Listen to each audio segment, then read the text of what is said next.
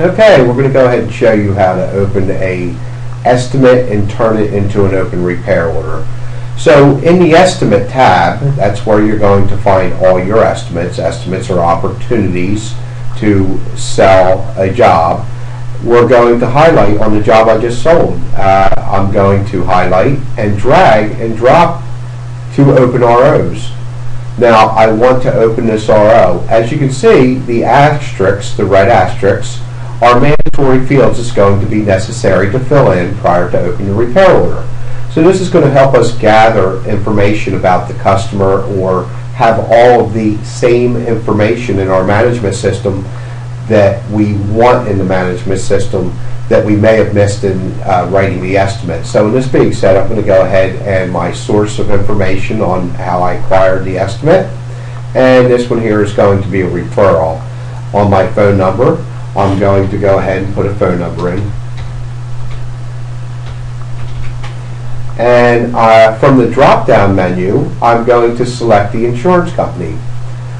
From the claim number, where I have a mandatory field, I have to put something in that field as well.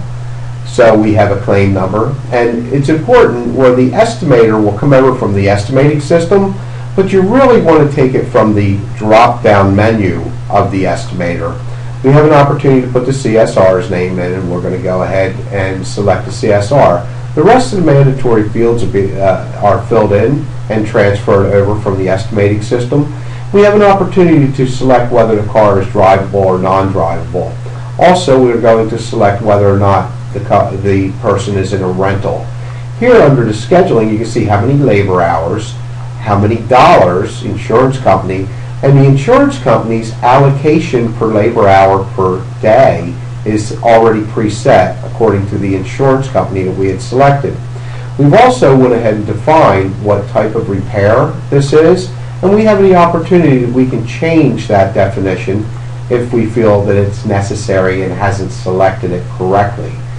Then I'm going to go to next, and next is going to take me into my schedule.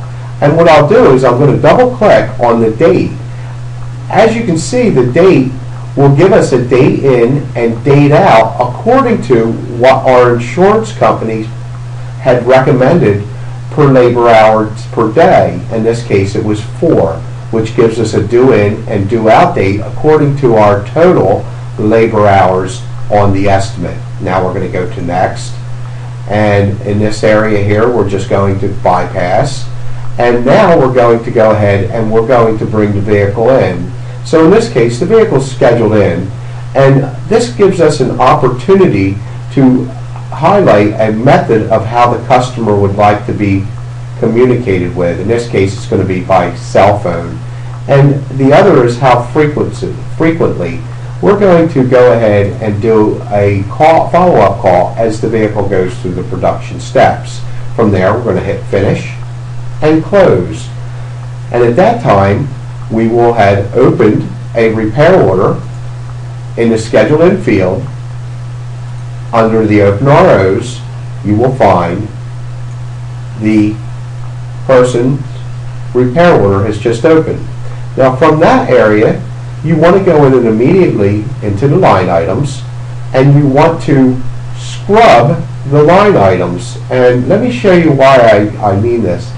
Here we have hazardous waste that come over, flex additive, cover car, and they have no type. Anything that's associated with a dollar value has to have a type. If your scrubber is built correctly, you would be able to go in, hit scrub, right click, and execute the scrub engine. What's going to happen is if that's built correctly, it's going to give us an opportunity to put everything in the correct order where you want that type in accounting.